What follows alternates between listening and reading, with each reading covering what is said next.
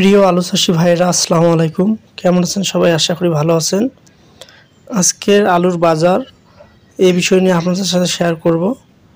তো অবশ্যই ভিডিওটা সংক্ষিপ্ত হলেও সত্যি কি শেষ পর্যন্ত আমার সঙ্গেই থাকবেন।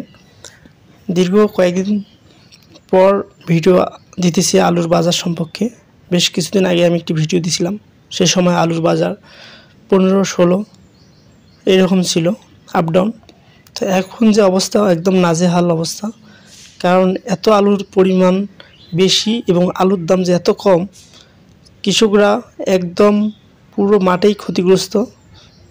যারা এই মৌসুমে আলু চাষ করছেন, নিজস্ব বীজ ছিল, তাদের একটু হলেও লাঘব হবে। যারা বীজ থেকে শুরু করে সমস্ত কিছুই ক্রয় করে, অর্থাৎ টাকা ইনভেস্ট করে জমিতে ফলাইছে, তাদের তো আরও খুবই কষ্টদায়ক। কারণ অতিরিক্ত এই আলুর পিছনে টাকা নষ্ট করার পরেও যদি এখন পোষায় নিতে না পারে, অর্থাৎ অতিরিক্ত লোকসান হয়, সেক্ষেত্রে চাষিটি পরবর্তীতে আলু চাষে অতটা মনোযোগী হবে না।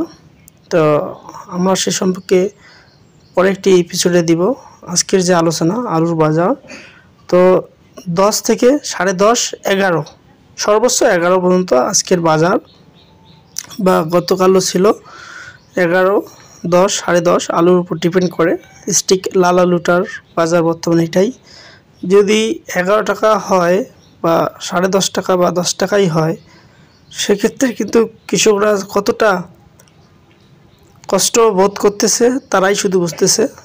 যারা অনেকেই আবার স্টোরজাত করতেছে, স্টোরে সংরক্ষণ করে রাখতেছে, আবার কেউ কেউ বাসায় রাখতেছে।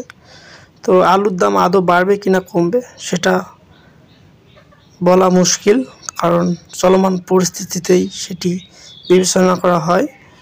তো আজকের বাজার এতটুকু।